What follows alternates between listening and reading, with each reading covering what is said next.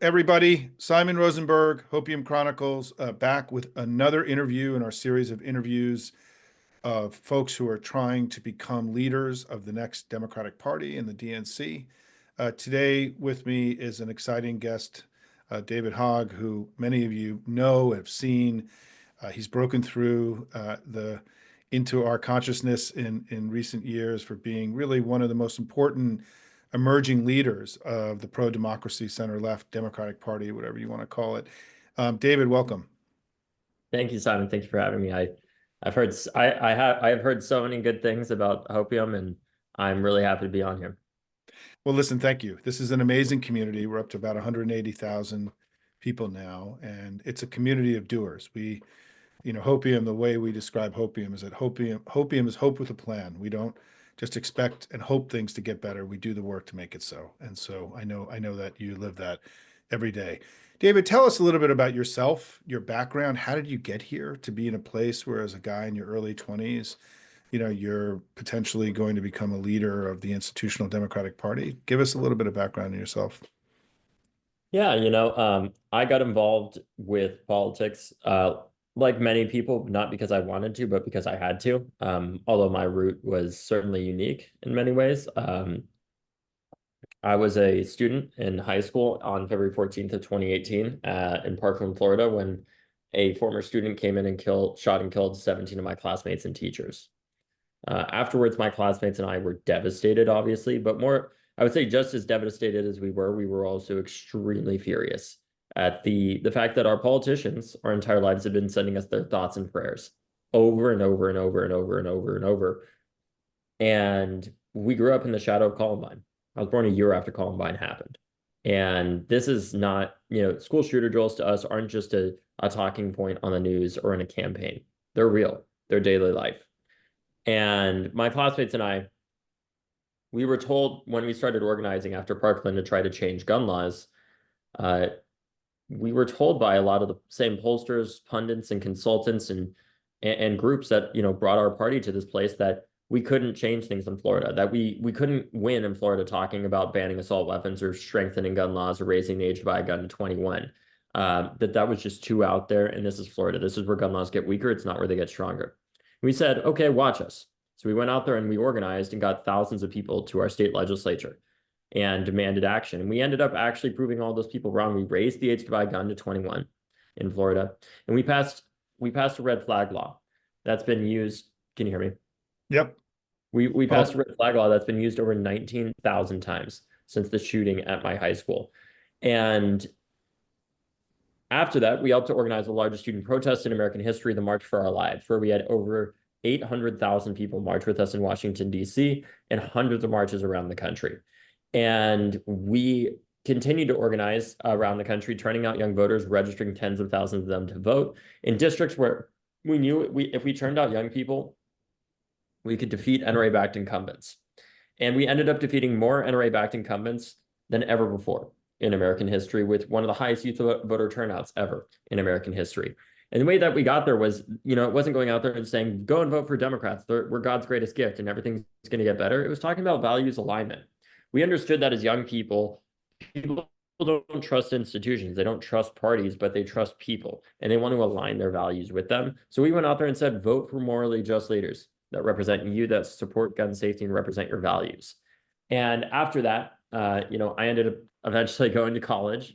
And as I was in college, I hired a young man named Maxwell Frost to be our national organizer for March for Us. I was actually years later after he started working for March. And he said to me, David, I have good news, I have bad news.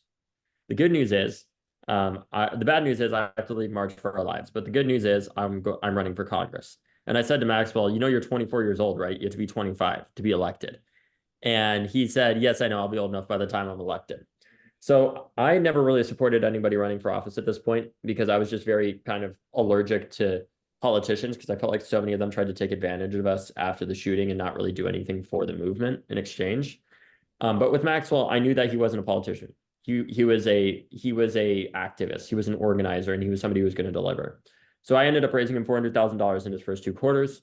And I got to know his campaign manager, Kevin Latta, really well through that process. Maxwell ended up becoming the youngest member of Congress and the first ever March for Our Lives member there. And after he was elected, I said, this was great, but we need more young people to be elected across the country. So I started an organization called Leaders We Deserve.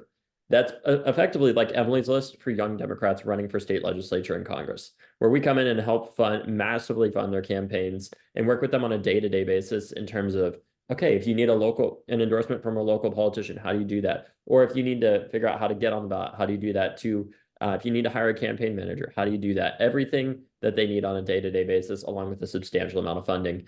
And for that process, we raised over $11 million last cycle supporting young Democrats from 150,000 small dollar donors around the country, where I went around the country constantly knocking doors for people like Katrina Shanklin in Stevens Point, Wisconsin, to people like Christine Cockley out in Columbus, Ohio, and so many others. And because of that experience, I know what it's like to win in tough races. You know, I've been in races where we came in and supported the underdog in Houston, Texas, and our candidate ended up winning by just 62 votes in that election.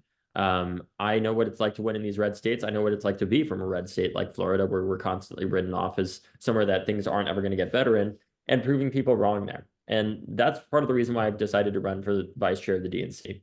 I think the biggest issue that our party has, I mean, there's a few big issues, but I think there's a tendency that people have to say, well, we just need to become more moderate. And in my opinion, I don't think our issue is our policy so much as it is our brand as a party. We see progressive ballot measures in states like Florida pass all the time, whether it's minimum wage, whether it's restoring voting rights for people. Even if it didn't pass, it still got above 50%. The abortion rights amendment that we had in Florida got well over 50%. I think our issue is a brand as a party. And as somebody who's helped to organize the largest student protest in American history and helped to register tens of thousands of people to vote, and somebody who's raised tens of millions of dollars to support young people running for state legislature and Congress, I think I'm uniquely positioned to help us address our younger voters problem and a number of the other problems that we have throughout the party. The final point that I want to get at is I think our party really needs to come back to a place of we need accountability. We spent the past 8 years saying that Donald Trump is a threat to democracy and we have to win, we have to win, we have to win. Give me $5 right now, or else democracy can end tomorrow. And then he won. And our response collectively, it seemed to me, throughout much of the party, was effectively, well, we'll see you again in 4 years, and there isn't anything different that we could have done. That's not what leadership looks like to me. What leadership looks like is talking about what we could have done differently and actually focusing on that, acknowledging it, and moving forward, and not just building a party of sycophanted consultants that we're only getting good at one thing, which is making them rich at this point, instead of actually winning. Amen to that last part.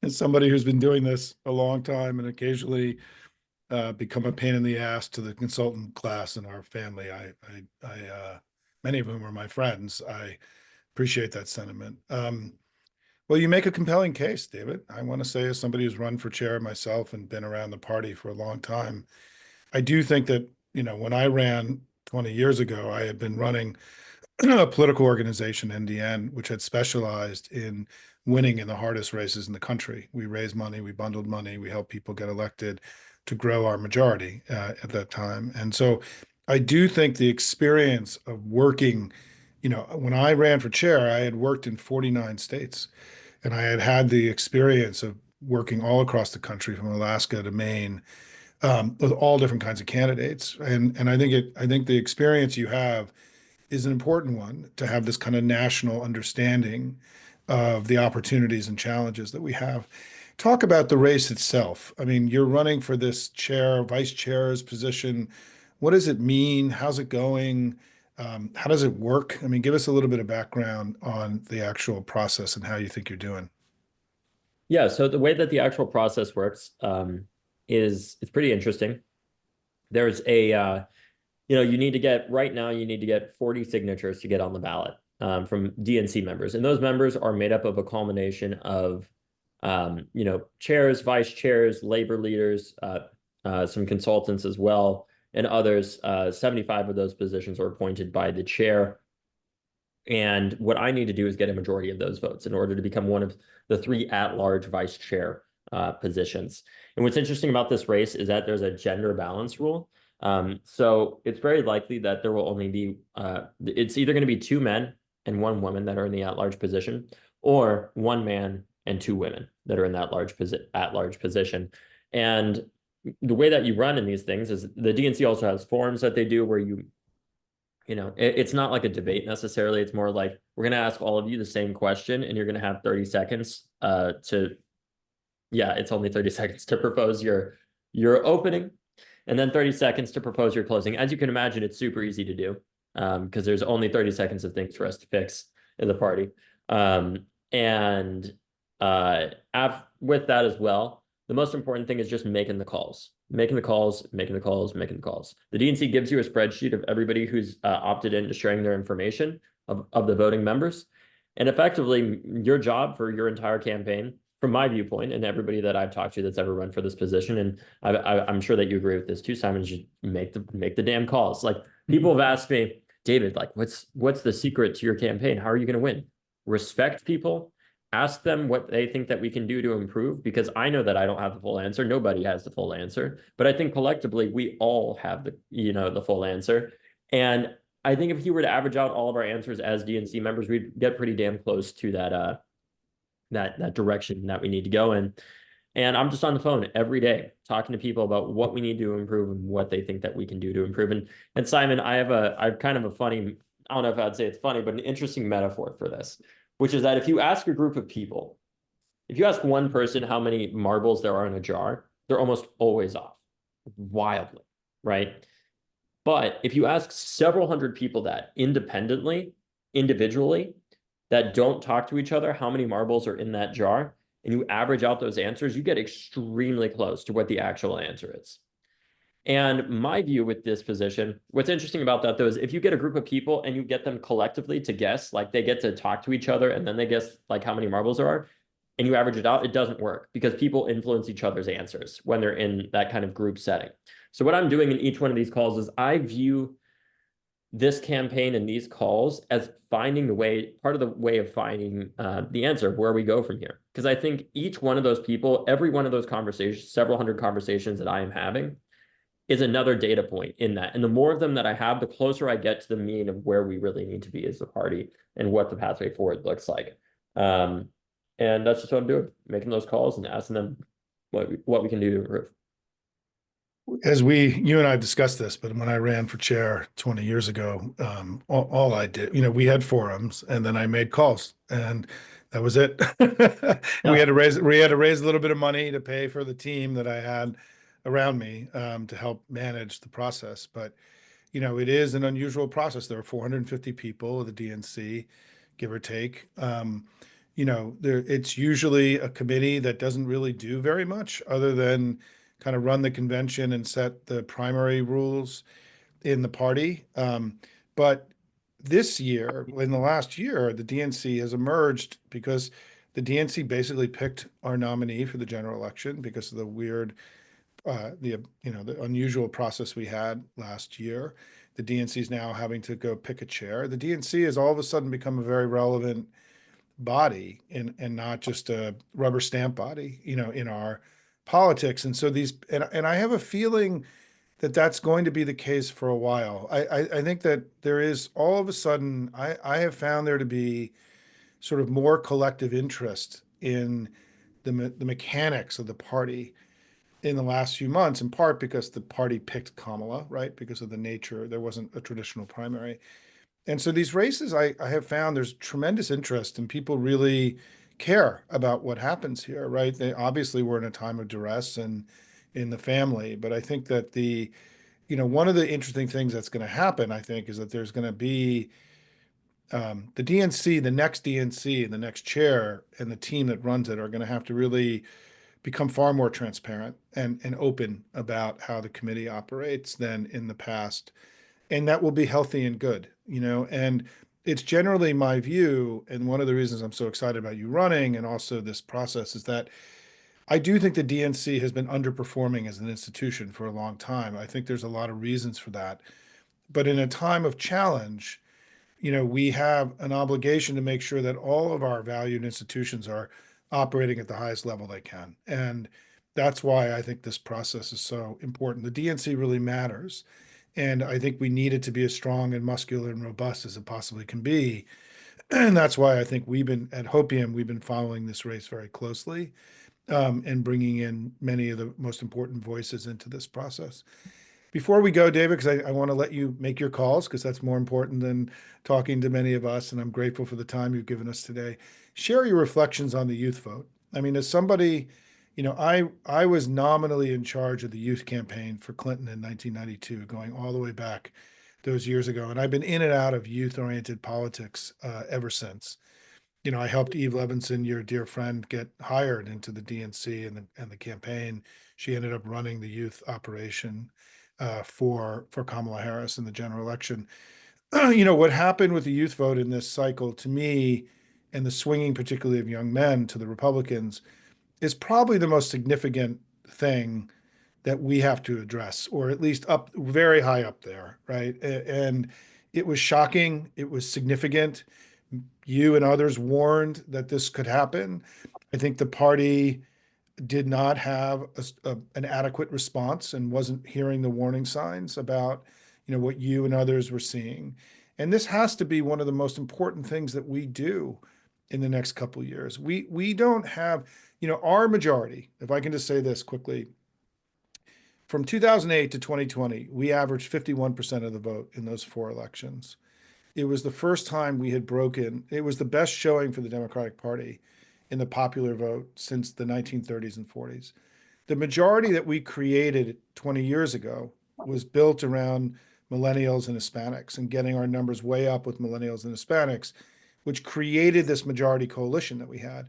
That majority coalition splintered in this past election. And one of our jobs is going to be not only to win back young people, but we now have to go through the same process that we did 20 years ago, which is that we have to reimagine now what our next majority is going to be.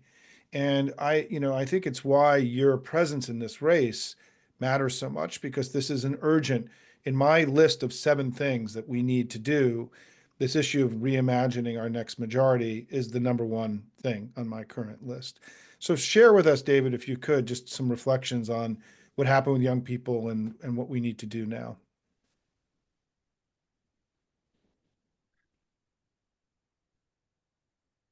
In 5 minutes. Look, we had a 20-point shift to the right of young people this cycle. 20 points. That's a lot. That is a disaster. Our party cannot win with our numbers like that, with our young people. With our current coalitions, there is no pathway to victory with it like that.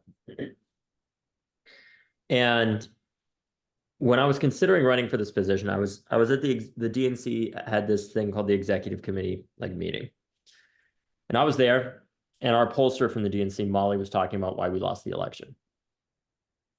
First thing that she brought up was 18 to 29-year-old voters. Probably about 70 people in the room, I'd say, maybe, I don't know, 50, 40. It's probably closer to 70, I'd say, between the audience and the committee. I looked around the room as she was talking about young voters. I did not see a single person in that room under the age of 30, besides myself. Not one. That bothers me. We can't continue to pay. We need to understand that we need somebody in the room who is of Gen Z that understands young voters, because I've helped to register the young voters and helped to rally them around the country. And there's no way of consulting our way out of that or paying our way out of that. We need people who are on the ground who understand that Gen Z is not a monolith.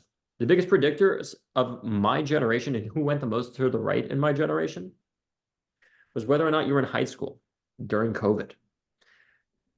The Democratic Party, to the segment of my generation that was in high school during COVID versus the segment that was in college or graduated college before COVID, fundamentally different views of the DNC, of the Democratic Party.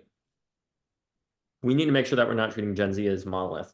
We also need to make sure that we're not surrounding ourselves with just sycophantic consultants that we pay to shove their fingers in our ears so that we don't pay attention to reality. It seems to me as if within the Democratic Party that we believe if we just like this election, if we just closed our eyes hard enough and dreamed it enough, that we could change reality, almost as if it was us trying to pour $2 billion into having telekinesis or something, that if we just thought really hard, we could do it. And reality would just change. And we wouldn't, these voters that were telling us that Joe Biden was too old or that the prices were too high would just not be that big of a deal, and abortion rights would save us. Unfortunately, it didn't. And our party needs to actively choose to live in an uncomfortable reality of where we are instead of a comfortable delusion surrounded by sycophants and consultants. And the reason why I think that's so important is because one of the other biggest predictors that Molly mentioned of who went the most to the right this cycle, of young people in particular, was where the cost of living went up the most. I think there's a few things that our party really has to focus on to build a better future for us. We have to figure out how to lower the costs of living, in particular around housing. Rents have gotten astronomically high, and our response, because of the lot of how wealthy we've made those consultants, when they're living at home or they own their home or they have an interest rate of 3 or 4%, that's not going up because it's a 30-year fixed mortgage, for example, they're not going to feel the pressure of having their rent go up 30 or 40% in 4 years as their wages stagnate. And I think that's part of the inherent disconnect that we had. And as a party, we got to get back to building. We are the party of the New Deal, but it seems like somewhere over the past few decades, we forgot how to build things and we need to build more housing. We need to lower rents, and we need to get back to building more infrastructure like we did with the infrastructure bill, and make sure that Republicans aren't taking credit for it, right? And on top of that, there's 5 things in particular that my generation and all of our generations right now in politics have got to get to work to address that pose a serious threat to the future of our country's economy and the way of life for the American people. And I call it's the 5 points of hell, basically. It's the expanding costs of childcare, the expanding costs of elder care. It's the rise in college tuition, and it's the rise in the cost of housing as well. And then and the cost of healthcare is the 5th one. We have to address all of those because that is increasingly what is crushing the American people. And I know it myself. After the DNC, part of the reason why I think I'm good for this position is because I've lived many of the failures of our political system. I had to move to Florida from California because my father got diagnosed with early onset Parkinson's disease and as an FBI agent was likely going to have to medically retire. And we wouldn't be able to continue to afford to live in California because of the cost of living crisis out there. So we moved to Florida, only for me to go through a shooting that was in part enabled by the ridiculously weak gun laws that Florida has. And immediately after the DNC, I wasn't able to go out and go continue to work on campaigns for over a month because I had to go and take care of my dad on his deathbed in hospice. And his care for 12 hours a day of care while he was, literally on his deathbed was $19,000 a month. And the only reason why my family didn't go bankrupt, I literally had to make a spreadsheet to figure out essentially how much longer could we afford to keep my father alive. And that's with him being a veteran and a retired FBI agent because his care was so expensive. And the only reason my family didn't go bankrupt is because he didn't live long enough for that to happen. Nobody should have to make that decision. These issues are deeply personal to me. And the reason why I'm able to be in these rooms and tell people what they need to hear instead of what they want to hear is because I know the consequences of us not winning. And I don't care who that pisses off. We have to win because we need to save lives. We need to end gun violence. And we have to address those 5 crises that my generation and all of our generations are facing right now, or else there's not going to be much of a future of the Democratic Party if we do not address the fact that the cost of education have skyrocketed because every recession, the first thing to get cut in state budgets, including in our blue states, one of the first things to get cut in our budgets is funding for public education, in particular our secondary education like college. We're not going to have much of a future of the party because our populace is going to become increasingly less formally educated. And I'm not saying everybody needs to go to college, but we need to do a lot of work to address that. And then increasingly, we are facing a reality where we're not going to have a blue wall for much longer because so many people are moving to the South in order to get away from the extremely high cost of living in a lot of our blue cities and blue states. We have to address the housing crisis that is driving so many people to the South because the people that are moving there, we have this tendency to say, well, that's going to help the states flip. That might be true to a small extent, but ultimately these states have gerrymandering and voter suppression that stops so much of that from ever happening. And we have to get better at governing as Democrats because I don't want people voting for us because we're just not Republicans. I want them voting for us because we're Democrats. We give a damn about them and we deliver for them. Can I do another amen? Is that allowed? Two amens in one. Amen squared. Amen squared. Listen, I could talk to you for hours. I don't want to take any more of your time. You've given us a lot of time today in a time when you have no time. And so I'm really grateful. David, good luck. I mean, it's, whatever happens here, you've got a platform through Leaders We Deserve. If somehow the chair's race doesn't play out for you, I mean, the vice chair's race, but I wish you luck. I mean, I think what you're saying makes a lot of sense. And I just want to say to everyone watching is that I have three kids myself. They're 24, 22, and 19. Um, the two are oldest are boys. One was a freshman in college when COVID happened. The other was a junior in high school. And the what David is describing about what happened to young men and particularly young men during COVID, and how they came out of that process different than the older Gen Zers is something that I've witnessed with my own eyes here at my house. I'm in the room of my oldest son right now. The beautiful painting of a cardinal over my head is something he did in high school. And this is, these are, as somebody who's, again, as I've said, I've worked in the youth space for over 30 years.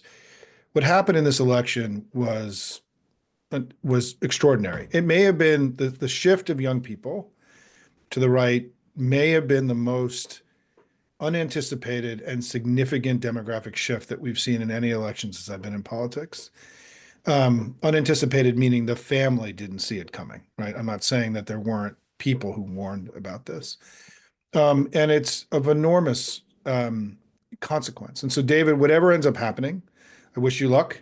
I look forward to collaborating with you in whatever position you're in. You're a critical new and not new, a critical voice for us in this battle to preserve our democracy and our freedoms and to make our party better and more modern and more responsive to the challenges that we face today, not the challenges that we faced 30 or 40 years ago. So thank you for your service. Thank you for your leadership. Thank you for your passion. Thank you for your intelligence. Thank you for your commitment, and good luck, brother. Thank you.